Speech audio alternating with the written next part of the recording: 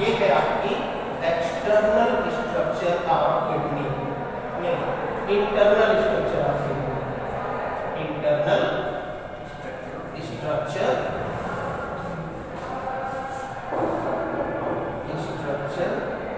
Of our kidney, मनुष्य के वृक्क की आंतरिक संरचना। ठीक है ना, इसको भी देख लेते हैं। यहां से हमने एक किडनी उठाई और उसको अलग छाप दिया। ठीक है, आंतरिक संरचना का अध्ययन करने के लिए हम किडनी का एलएस काटते हैं। एलएस का मतलब होता है अनुदैर्ध्य काट या अनुलंब काट, लॉन्गिट्यूडनल सेक्शन। क्या काटेंगे? Longitudinal section. मतलब समझ रहे हैं? जैसे छोटे बच्चे होते हैं तो अगर गन्ना खाते हैं तो मम्मी से कहते हैं इसको बीच से फाड़ दो। ठीक, तो मम्मी ऐसे काटती है कि ऐसे काटती है, लंबाई में काट देती है, हल्का हो जाता है, बच्चे आसानी से उसको छील पाते हैं। ठीक है, तो ऐसी कटिंग को हम बोलते हैं एलएस, लॉन्गिट्यूडनल सेक्शन या अनुदैर्ध्य काट। क्लियर हुआ? तो इस किडनी को हमने ऐसे काटा है या ऐसे काटा है? लंबाई में ना, तो ये अगर ऐसे काट देंगे तो ये किडनी की कौन सी कटिंग हो जाएगी? अनुदैर्ध्य या अनुलंब। सीधी सी बात है, लंबाई के अनुदिश, जैसे जैसे उसकी लंबाई है उसी के डायरेक्शन में हमने उसको काट दिया तो नाम पड़ेगा अनुलंब काट। ठीक है, तो अनुलंब काट में हम देखते हैं, अलग समझिए जैसे अंडे खाते होंगे, बॉइल्ड उबले अंडे, तो उबले अंडे का दुकानदार जो है वो कट करके देता है। ठीक, तो हमें बीच में एक गोल भाग दिखाई देता है और आसपास व्हाइट पार्ट होता है ना? बिल्कुल सेम डायग्राम जो है हमें किडनी का भी दिखाई देता है। ठीक, किडनी के दो भाग दिखाई देते हैं। कौन सी संरचना में? आंतरिक संरचना में। जो बीच का भाग होता है उसको मेडुला कहते हैं। क्या कहते हैं? मेडुला। किडनी के बीचों बीच वाले central region of kidney is called medulla and outer part is called cortex. बाएं भाग को क्या कहते हैं? कॉर्टेक्स या बलकुट। ठीक है, हमने बताया था अगर कोई शब्द हम किडनी के लिए यूज करते हैं तो उनके पहले हम रीनल लगाएंगे। क्या लगाएंगे? तभी तो जान पाएंगे कि बीच का भाग मेडुला किसका है, क्योंकि अंडे का नाम अगर हम लिखते हैं बीच का तो उसको बीच वाले भाग को मेडुला ही कहते हैं, और किनारे वाले को कॉर्टेक्स कहते हैं। तो अगर इसके सामने हम रीनल लगा लेते हैं तो अच्छा रहेगा, रीनल कॉर्टेक्स और रीनल मेडुला। किडनी के दो भाग हो गए, बीच का भाग रीनल मेडुला और आसपास का भाग रीनल कॉर्टेक्स हो गया। इतने सब बात समझ में आ गई? इसको हटा देते हैं। अब इसकी कंपैरिजन कर लीजिए, ये वाला जो पोर्शन जितना दिख रहा है आपको, ये बीच का भाग मेडुला माना जाएगा और जो आसपास का भाग बच रहा है वो सब क्या है? कॉर्टेक्स। तुलना करनी है, इसको हटा दें क्या हो जाएगा? कुछ और समझ लेंगे। ठीक है ना? अब सुरक्षा के लिए हमारी किडनी बाहर से एक झिल्ली से ढकी रहती है। जब हम पूरी किडनी देखेंगे तो उसकी प्रोटेक्शन के लिए उसके चारों तरफ लैमिनेशन होता है। जैसे झिल्ली होती है लैमिनेशन के लिए, ऐसे ही इसके चारों तरफ लैमिनेशन होता है। ठीक, तो वो लैमिनेशन दिखाने के लिए हमने ये आसपास एक झिल्ली चढ़ा दी है। इस लैमिनेशन को बोलते हैं कैप्सूल। कैप्सूल का काम क्या होता है? कैप्सूल का मतलब होता है आवरण। ठीक है ना? कैप्सूल का मतलब आवरण। जो हम पाउडर के रूप में दवाई नहीं खा पाते हैं, कड़वी होती है, तो उसको एक आवरण के अंदर बंद कर दिया जाता है और हम निकल लेते हैं सारी दवाई अंदर। समझ गए ना? इसीलिए उसका नाम क्या रखा गया है? कैप्सूल।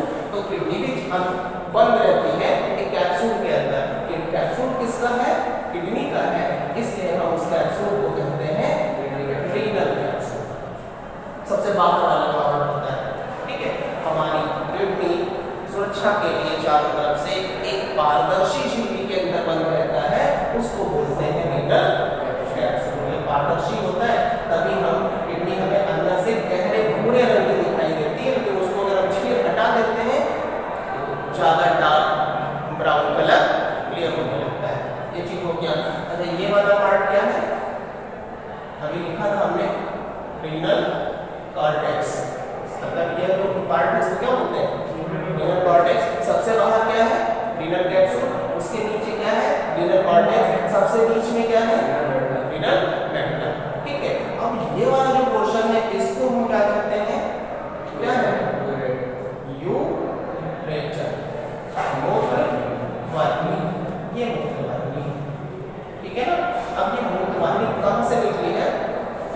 हाइलस से, यहाँ पर मोटा छिद्र होता है, अभी समझाया था, वहीं से किडनी के अंदर से बाहर निकलती है और कहा जाएगी मूत्राशय के अंदर, ठीक है। लेकिन अंदर से निकलने से पहले ये जो मूत्रवाहिनी होती है ये कई छोटी छोटी ब्रांचेस में डिवाइड हो जाती है, ठीक है ना। पहली बार जब ये डिवाइड, इसका जो अंदर का सबसे चौड़ा भाग होता है, सबसे चौड़ा भाग, ठीक है, इसको बोलते हैं पेल्विस। क्या नाम देते हैं? पेल्विस। मूत्रवाहिनी का सबसे ऊपरी चौड़ा कीप जैसा भाग, कीप देखा है ना आप सभी ने, फनल, फनल जैसे घर में तेल वगैरह निकालते हैं तो फिर छोटी बोतल में, अगर कम वाली बोतल में उसको पहुंचाना होता है,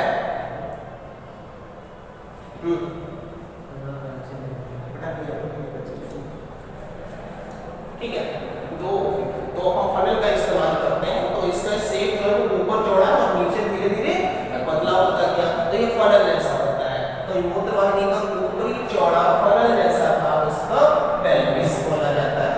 क्लियर हुआ? अब ये पेल्विस आगे कई छोटी छोटी शाखाओं में डिवाइड हो गया। देखो 1 2 3, 3 ब्रांचों में डिवाइड हुआ। इनको नाम देते हैं कैलिक्स। क्या नाम पड़ा? कैलिक्स, ठीक है, कैलिक्स हो गया, CALYX, ये कैलिक्स। क्लियर?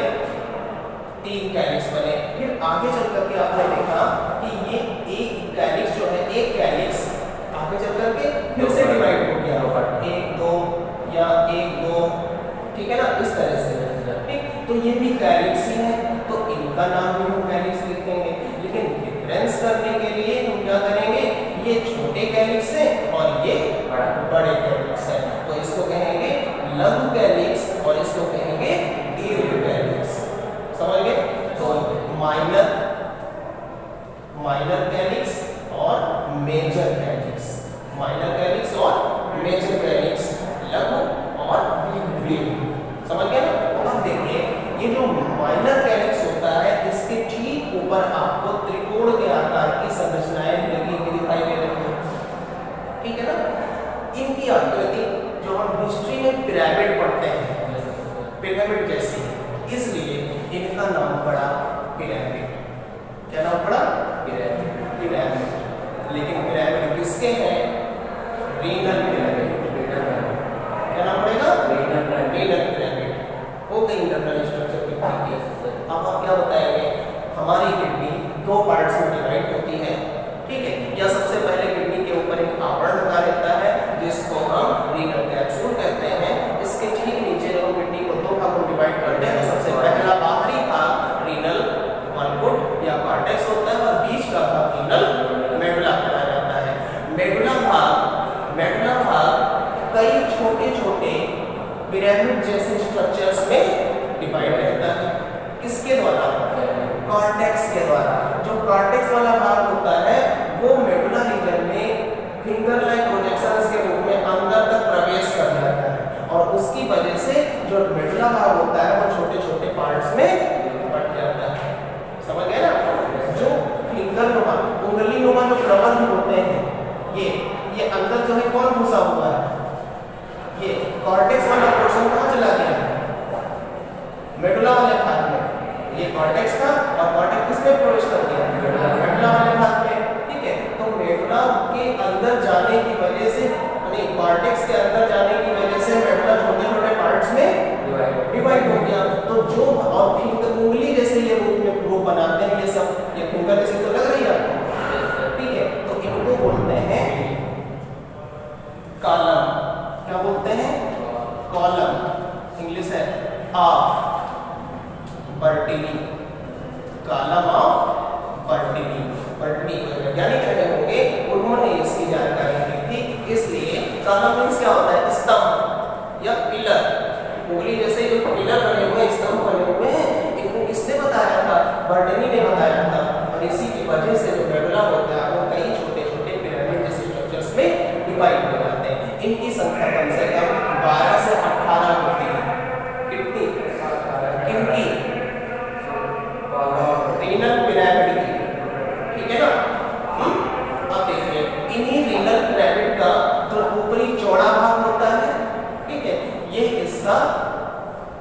एपेक्स शीर्ष होता है, और जो नुकीला भाग होता है ये इनका आधार होता है। नुकीला भाग आधार और चौड़ा भाग शीर्ष बोला जाता है। नुकीला भाग जो होता है इसको हम पैपिला कहते हैं। क्या कहते हैं? नुकीला वाला भाग क्या बोला जाएगा? ये पैपिला। ठीक है, और पैपिला किससे जुड़ा हुआ है? किससे जुड़ा हुआ है? Minor calyx. ठीक है, तो ये हुई किडनी की इंटरनल स्ट्रक्चर। एक चीज और समझ लीजिए, किडनी की जो यूनिट होती है, किडनी की इकाई, जैसे हमारे शरीर की यूनिट क्या है? कोशिका या सेल। क्या मतलब हुआ इसका? हमारा शरीर सेल से मिलकर बना हुआ है। हमारे शरीर की क्रियात्मक इकाई क्या है? सेल, कोशिका है। यानी कि जितने भी काम शरीर में होते हैं वो सब कहाँ होते हैं? कोशिका के अंदर होते हैं। यानी कि हमारी जो सेल होती है वो हमारी स्ट्रक्चरल यूनिट भी है और फंक्शनल यूनिट भी है, क्रियात्मक इकाई भी है और संरचनात्मक इकाई भी है। आप लोग भी स्क्रीनशॉट लेते रहिएगा। ठीक है, तो क्रियात्मक इकाई होने के कारण जो सेल है वो हमारे शरीर की सबसे इंपॉर्टेंट चीज, क्योंकि इसी से सब चीज मिलकर बनी बनी है। ऐसे ही हमारी इस किडनी में भी हम तो देख रहे हैं कि किडनी जो है इसको छानने का काम करती है, लेकिन किडनी नहीं करती है, किडनी कर पाती है। किसके द्वारा? लंबी लंबी पतली पतली नलिकाओं के द्वारा। ठीक है, उन नलिकाओं को हम कहते हैं नेफ्रॉन। क्या कहते हैं? नेफ्रॉन। नेफ्रॉन। ठीक है, या फिर इसको बोलते हैं मूत्र नलिकाएं। क्या बोलेंगे? मूत्र नलिकाएं। मूत्र नलिकाएं, वृक्क नलिकाएं। ठीक है, रीनल ट्यूब्यूल। रीनल ट्यूब्यूल, वृक्क नलिकाएं। वृक्क नलिकाएं होती हैं असलियत में यही यूरिन को बनाने का काम, रक्त से यूरिया को छानने का काम कौन करती है? वृक्क नलिकाएं।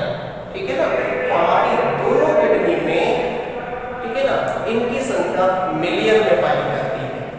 ठीक, और उनकी संरचना बोर्ड पर देख रहे हैं, ये एक नेफ्रॉन या वृक्क नलिका की स्ट्रक्चर है। और ऐसी ऐसी संरचनाएं हमारी किडनी के अंदर लाखों में, दसियों लाख में, मिलियंस में पाई जाती है। ठीक है, और ये ऐसी होती है कि जितनी नेफ्रॉन हम जन्म के साथ अपनी किडनी में लेकर के आते हैं उतने ही हमारे जीवन के अंत तक बची रहती है। यानी कि यह दोबारा इनकी संख्या शरीर में नहीं बढ़ती। ठीक है, और जैसे जैसे ये डैमेज होती जाती है हमारे शरीर में वृक्क नलिकाओं की संख्या कम होती जाती है। ठीक है ना, जब कम होती जाएगी तो हमारी किडनी की कार्य सामर्थ्य, किडनी वृक्क के काम करने की क्षमता भी घटती जाएगी। ठीक है ना, पूछ लेता है कौन सी कोशिकाएं शरीर में ऐसी होती हैं जिनमें दोबारा जिनका पुनर्निर्माण नहीं होता है, तो वो कौन है? वृक्क नलिकाएं, नेफ्रॉन, और एक है हमारी तंत्रिका कोशिका जो मस्तिष्क में पाई जाती है। ठीक है ना, इन दोनों का निर्माण हमारे शरीर में दोबारा नहीं होता है। जन्म के पहले की जितनी बन गई हैं उतनी ही हम जन्म लेकर के पैदा होते हैं, उतनी ही लेकर के चले जाते हैं दुनिया से, या फिर कोई रोग लग गया तो उनकी संख्या धीरे धीरे कम हो सकती है, लेकिन बढ़ नहीं सकती। अब क्वेश्चन तुम्हारे दिमाग में कर रहा होगा कि ये संरचना हमारी किडनी में अभी तक तो सबने पढ़ा ही नहीं है, कहाँ? तो ये जो पिरामिड हम दिखा रहे थे आपको, इन्हीं पिरामिड्स के अंदर ही इनकी संख्या पड़ी रहती है। सारी ट्यूब्यूल्स इसी पिरामिड के अंदर पड़ी रहती है। ब्लड को छानने का काम इसी पिरामिड के अंदर होता है। और ये जो आखिरी वाला पॉइंट आप देख रहे हैं, यहाँ से यूरिन निकल करके कहाँ जाएगा? माइनर कैलिक्स में। कहाँ पहुंचेगा? माइनर कैलिक्स में। माइनर कैलिक्स एक इधर से आया, एक इधर से आया, ठीक है, फिर जुड़ गया यहाँ पर, तो क्या बना? Major calyx. मेजर कैलिक्स में पहुंचा। मेजर कैलिक्स एक इधर से आया और एक इधर से आया, एक इधर से आया, ये जुड़ गया, क्या बना? पेल्विस